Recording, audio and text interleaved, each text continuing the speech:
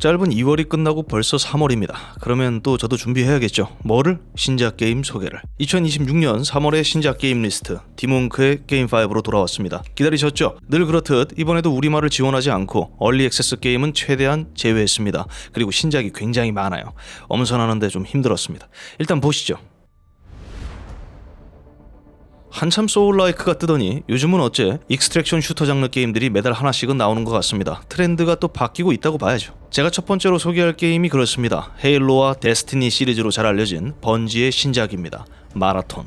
익스트랙션 슈터 장르입니다. PvPvE 멀티플레이 게임이죠. 비슷한 장르의 게임들과 비교했을 때 상대적으로 서사는 훨씬 묵직합니다. 번지니까요. 인류는 인구 과잉 문제를 해결하기 위해 거대 식민선 마라톤호를 띄웁니다. 타우 세티4라는 행성에 정착하기 위해서. 그런데 의문의 사건으로 식민지화는 처참하게 실패합니다. 관련 프로젝트에 대한 투자금이라도 회수하고 싶은 기업들은 이 남은 유물들을 회수하기 위해서 대신 작업해줄 용병들을 고용해요. 그게 러너입니다. 맞아요. 여러분은 파란 피를 지닌 생체 합성 의체 러너로 플레이하게 됩니다. 용병이자 소모품이죠.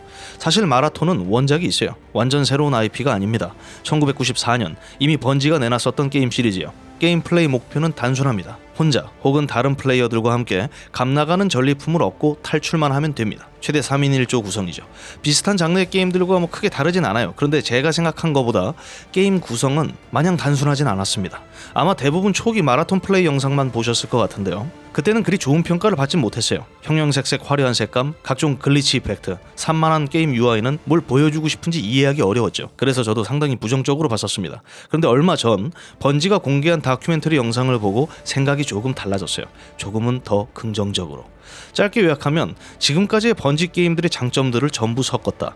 직관적인 SF 서사, 400개 이상의 무기 개조, 다양한 임플란트와 코어 시스템을 조합하는 유저 커스텀, 6개의 기업들의 평판과 영구적인 스탯 업그레이드, 다채롭고 복잡한 구성의 수평 수직 레벨 디자인, 긴장감을 극대화하는 사운드까지 상당히 감각적인 느낌의 게임처럼 느껴졌어요. 실제 플레이 영상을 보면 긴장감도 있고 짜릿하죠.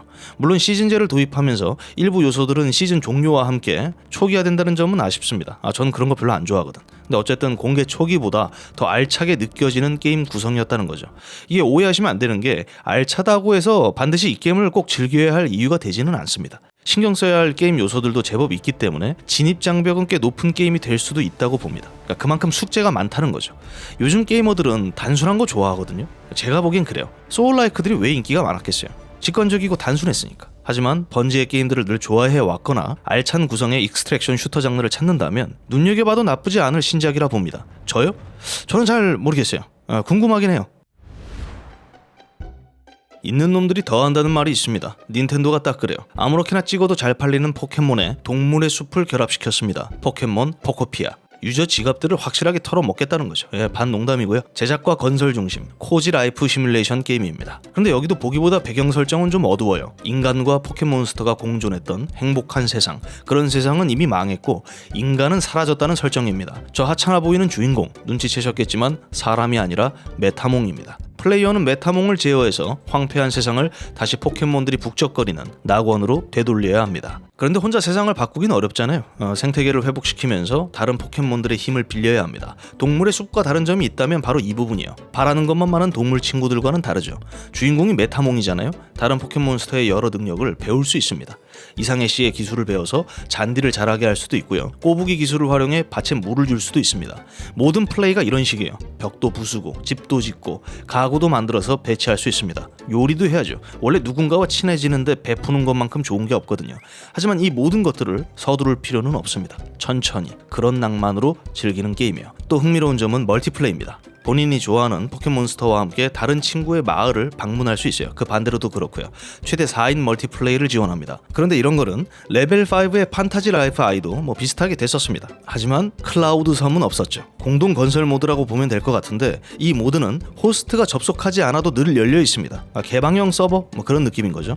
덕분에 다른 유저와 늘 시간 약속을 잡고 동시에 즐길 필요가 없습니다. 그 다음 중요한 포인트는 저는 역시 등장 포켓몬 수라고 생각해요. 고작 몇 마리 나오는 걸로 생색내는 거 아닐까? 라고 생각했거든요. 공식적으로 공개된 정보는 찾을 수 없었는데 게임 8의 자료에서는 메타몽을 포함한 119종의 포켓몬이 등장한다는 것을 확인했습니다. 창백한 피카츄가 아니라 피키츄, 이끼를 둘러싼 잠만보 등이 있습니다. 적다고 생각하실 수 있는데 100여 종이라는 게 제가 기대했던 것보다 많아요. 의외로 이것도 알찬 구성의 게임처럼 보였습니다. 보통 아기자기한 비주얼만 보고 게임을 판단하는 분들이 종종 계시는데 그러시면 안 돼요.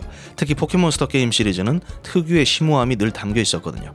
그리고 개발 라인업도 눈에 띄는 점이 있습니다. 주 개발은 게임 프리크인데 코에이 테크모의 오메가 포스가 협력했어요. 닌텐도 입장에서 드래곤 퀘스트 빌더즈 2가 아주 마음에 들었나봐요. 포켓몬스터에 대한 애정이 남다르다면 역시 놓치지 말아야 할 스위치2 신작입니다. 이거는 저도 좀 끌려요. 이런 거 제 스타일이거든. 사람들과 경쟁하는 것도 싫고 포켓몬 숲으로 힐링하는 것도 싫다면 귀신과 싸우십시오. 제로2 리메이크. 캡콤에게 바이오하자드가 있고 코나미에게 사일런트 힐이 있다면 코에이 테크모에게는 제로 시리즈가 있습니다. 제가 선호하지 않는 호러 게임들입니다. 봐요. 선호하지 않을 수도 있죠. 풀 리메이크입니다. 실종된 쌍둥이 언니 마유를 쫓아 지도에서 사라진 마을 미나카미에 발을 들이게 된 미오의 극한 수색기입니다. 그냥 마을은 아니겠죠. 마을에 전해오는 잔혹한 재물의식과 그에 얽힌 쌍둥이 자매의 비극적 운명에 대한 이야기예요. 사실 저도 원작은 안 해봤습니다. 서바이벌 호러 장르도 아니에요. 호러 어드벤처죠. 다가오는 적을 샷건으로 쏘거나 넘어뜨려 나이프질로 숨통을 끊는 그런 형태의 게임이 아닙니다. 귀신을 찍는 카메라, 사형기 하나 가지고 풀어나가는 게임이거든요. 이게 물리적 타격이 아니라는 점에서 공포감이 배가 되는 겁니다. 그러면 원작과 어떤 차이가 있느냐? 이게 중요하겠죠? 대부분의 리메이크 게임들이 그렇듯 스토리 면에서는 큰 차이가 없습니다. 다만 이제 업그레이드된 비주얼, 3D 사운드, 조작감은 개선됐고 그 다음 사형기, 포커스, 줌, 필터 기능들이 추가되면서 더 고급 카메라로 변모했어요. ISO, 셔터 스피드, 조리개까지 제어하지 않는 걸 다행으로 생각해야 됩니다. 두 가지가 더 있습니다. 의지력 시스템이 도입됐어요. 전투 중 달리거나 영혼과 접촉하면 이 의지력이 감소됩니다. 의지력이 바닥나면 주인공은 쓰러지고 위험한 상황에 처해지죠. 이때 언니 손을 붙잡거나 아이템을 사용해 회복해야 합니다. 귀찮아졌죠. 마지막 한 가지는 새로운 엔딩과 추가 시나리오가 포함됐다는 점입니다. 팬들에게는 흥미로운 좋은 소식이죠. 호러 게임 마니아들에게는 반가운 타이틀이 될 것 같습니다. 저는 안돼 이거는 안돼. 카메라 들고 휘적거리는 호러는 답답해서 못 해먹겠다. 그렇다면 좀 다른 느낌의 호러를 즐기시면 되겠습니다. 존 카펜터의 톡식 코만도. 타이틀부터 얼마나 좋습니까? 다 윈도우인데 코만도, 톡식 코만도. 그런데 존 카펜터까지 붙었어요. 화끈하겠죠. 4인 협동 1인칭 슈팅 게임이요. 여러분이 좋아하셨던 레프트 4 데드, 덜 좋아했던 백 4 블러드 등의 게임들과 비슷한 장르의 게임입니다. 비슷하다는 거지 동일하다는 이야기는 아니에요. 이 게임을 더 정확히 표현하면 월드워 G의 머드러너를 결합한 게임입니다. 그래요. 모두 세이버 인터랙티브가 만들었어요. 이 게임도 그렇고 몰려오는 좀비, 자꾸 진창에 빠지는 차량, 이게 핵심입니다. 완전 새로운 IP입니다. 원작이 없어요. 지구의 핵 에너지 실험 덕분에 지하 깊숙한 곳에 잠들었었던 슬러지 가시라는 괴물을 깨우게 되고 세상은 오물로 뒤덮이게 되면서 지옥이 되어버립니다. 실험을 주도했던 과학자들은 이 사태를 수습하기 위해 희생자 놈들을 고용하는데 그게 톡식 코만도입니다. 플레이어들이죠. 깨어난 슬러지 갓을 다시 잠재우고 세상을 정화해야 합니다. 팔자에 없던 인류 최대 영웅이 되어볼 수 있어요. 일반적인 좀비 슈터의 게임 머드러너의 특징이었던 진흙과 차량 물리 엔진을 접목시켰습니다. 그럴싸하게 비벼냈어요. 여러 장단을 지닌 차량들이 준비됐는데 강력한 화력을 지닌 특수한 차량도 있고요. 플레이어들을 치료해주는 구급차도 있습니다. 그리고 때로는 윈치를 활용해 진흙탕에 빠진 차를 끌어내기도 해야 하고요. 최근까지 비슷한 장르의 게임들 경우 반복 플레이를 고려해 카드 시스템, 랜덤 스테이지 등등을 넣고 있는데 톡식 코만도는 오물, 진흙, 그리고 차량, 몰려오는 감염자, 세미 오픈월드 설계로 힘을 준 겁니다. 좀비들은 몰려오는데 막 진흙에 차 빠져. 다급하잖아. 그런 거예요. 4명의 주인공은 스트라이크, 메딕, 오퍼레이터, 디펜더 4가지 클래스 중 하나를 선택해 능력을 강화시킬 수 있고요. 무기는 총 16가지 타입, 보다 강력한 무기를 해금해 자신만의 방식으로 감염자 무리를 박살낼 수 있습니다. 더럽지만 시원한 게임이요. 참고로 게임 타이틀에 붙은 존 카펜터, 감독 이름만 빌려온 게 아닙니다. 음악은 물론 스토리 감수에 직접 참여했어요. 대충 했을 수도 있겠지만 어쨌든 실참이라는 점에서 팬들은 기대할 만하죠. 기대를 전혀 안 했던 게임이었는데 막상 소개하고 보니까 짧고 굵게 즐기기 좋은 게임처럼 느껴졌습니다. 협동 슈팅 게임을 찾는다면 좋은 대안이 될 것 같네요. 크로스 플랫폼 지원하고요. 엑스박스 게임 패스 데이 1입니다. 좋았어.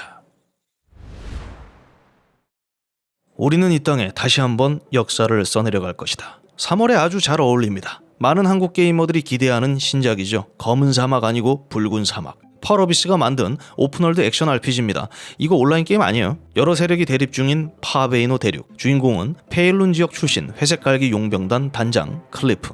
어느 날 검은 곰의 습격으로 대패한 클리프는 동료들을 모두 잃고 검은 곰에게 복수를 다짐하며 회색갈기 재건을 위한 여정을 떠납니다. 그런데 이것만으로는 아쉬웠는지 펄 어비스는 어비스라는 개념을 넣었습니다. 시면. 클리프에게 떨어진 또 하나의 과제. 하늘 위에 떠있는 초월적인 힘, 어비스의 힘을 노리는 세력과도 맞서야 하는 거죠. 바쁘겠죠? 심리스 오픈월드 설계입니다. 강활한 대륙을 배경으로 정말 다양한 컨텐츠들을 즐길 수 있어요. 광석도 캘 수 있고 낚시도 할 수 있고 용도 탈 수 있고 기계 로봇도 있어요. 공개된 정보들만 보면요, 스케일은 정말 어마무시합니다. 이뿐만이 아니죠. 용병단의 재건을 위해 보금자리도 살펴줘야 돼요. 여행 중 모은 자금과 자원으로 캠프를 확장시킬 수 있거든요. 흩어진 동료들을 모을 때마다 대륙 곳곳으로 파견을 보내서 다른 특수 자원들을 얻을 수도 있고요. 농장과 목장을 운영해서 요리 혹은 무기 제작에 필요한 자원을 직접 생산할 수도 있습니다. 세력 간 평판 시스템도 있어요. 신경 써야 할 것들이 꽤 많습니다. 락스타 게임즈의 레데리, 캡콤의 드래곤즈 도그마, CDPR의 위쳐가 다 섞인 게임처럼 느껴졌어요.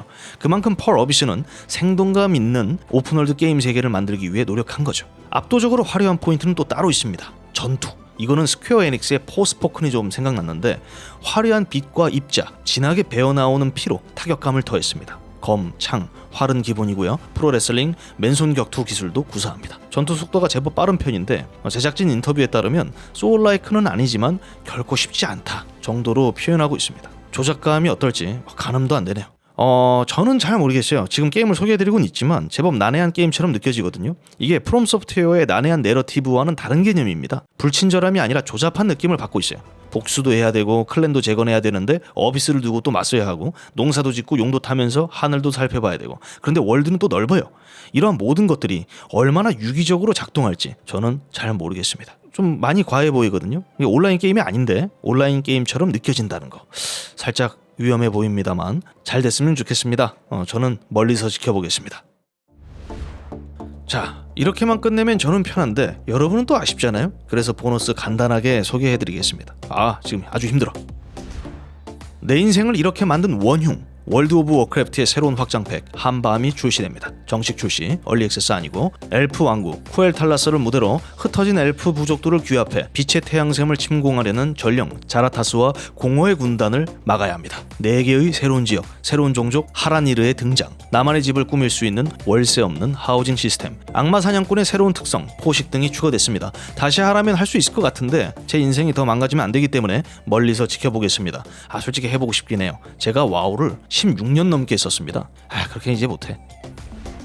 얼리 액세스지만 괜찮아. 제 마음에 들었기 때문입니다. 더 레전드 오브 키모리. 13세기 몽골을 배경으로 하는 오픈월드 승마 액션 게임입니다. 더 정확히 하면 오픈월드 딜리버리 액션이라 표현하는 게 맞을 것 같아요.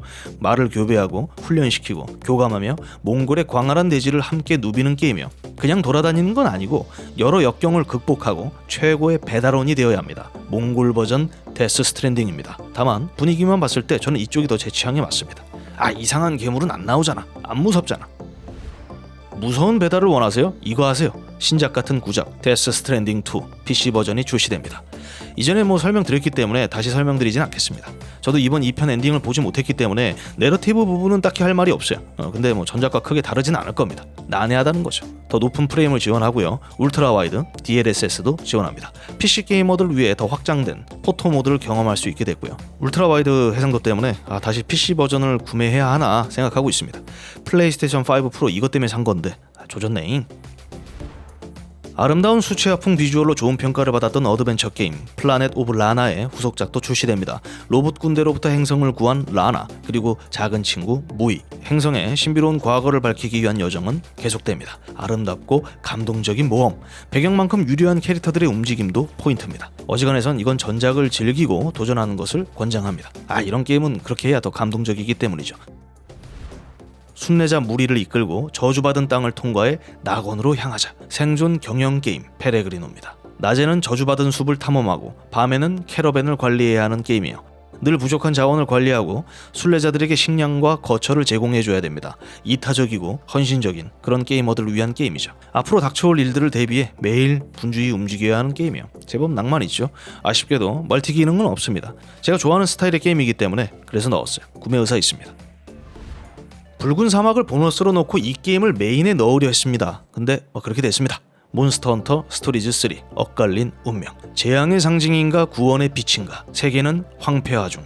이런 혼란의 틈 속에서 대립하는 두 국가 아즈랄과 뷰리온. 어느 날 주인공 아즈랄 왕자는 버려진 유적에서 신비로운 알을 하나 발견하게 되는데 알에서 깨어난 것은 멸종된 것으로 알려진 창린의 쌍둥이 리오레우스였습니다. 제 기억이 맞다면 해당 시리즈 세계관에서 리오레우스는 늘 불행을 가지고 오는 그런 존재로 그려졌어요. 사실 아닌데 생각보다 굵직한 서사를 깔고 시작합니다. 오히려 본가 시리즈보다 더 본가스러운 면이 없지 않죠. 하지만 게임 스타일은 많이 달라요. 아시죠? 스토리즈는 수렵 액션이 아니라 RPG입니다. 장르도 다르고 몬스터를 대하는 사람들의 태도도 많이 다르죠. 마치 포켓몬스터와 같습니다. 포켓몬스터보다는 스톤에이지, 인간과 몬스터와의 공생, 여기에 초점을 두고 있어요. 1, 2 대비 캐릭터 디자인도 그렇고 게임 분위기가 많이 성숙해지면서 더 맛있는 게임이 된 것 같습니다. 참고로 전작을 즐겨보지 않아도 문제 없습니다. 배경도 등장인물들도 다 달라요. 기존 몬스터 헌터도 스토리가 이어지진 않았잖아요. 저는 다른 사람들과의 경쟁도 없고 인터페이스도 단순하고 알 수 없는 이야기로 혼란스럽게 만들지도 않는 그런 게임을 찾는다면 이게 답입니다. 호지. 버려진 집을 기억으로 채우는 시간. 대도시 생활에 지쳐 고향으로 돌아온 주인공이 버려진 낡은 집들을 수리해 나가는 게임이요. 그냥 고치는 건 아니고 그 공간에 머물렀던 사람들의 추억을 복원해 꾸며주는 창의적이면서도 감성적인 게임입니다. 타이머도 점수도 벌점도 없습니다. 비록 복원할 수 있는 공간이 9개밖에 없지만 적어도 그동안 힐링할 수 있잖아요. 제가 준비한 신작 게임 소개는 모두 끝났습니다. 매달 이달은 좀 쉴 수 있을까? 하면 또 이렇게나 게임이 많아요. 여러분은 어떤 게임이 가장 끌리시나요?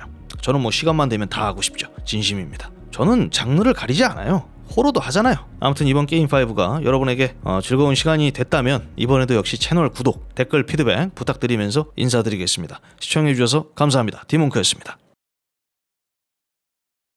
최근 테크5에서도 말씀드렸는데요. 제가 이달 말부터 작업실을 이전합니다. 조금 멀리 가기 때문에 준비해야 할 것들이 좀 있어요. 그래서 다음 달 테크게임5 업로드가 좀 늦어질 수 있다는 점 양해 미리 부탁드리겠습니다. 가급적이면 휴재는 안 하려 하고 있어요. 여러분 이거 기다리시잖아.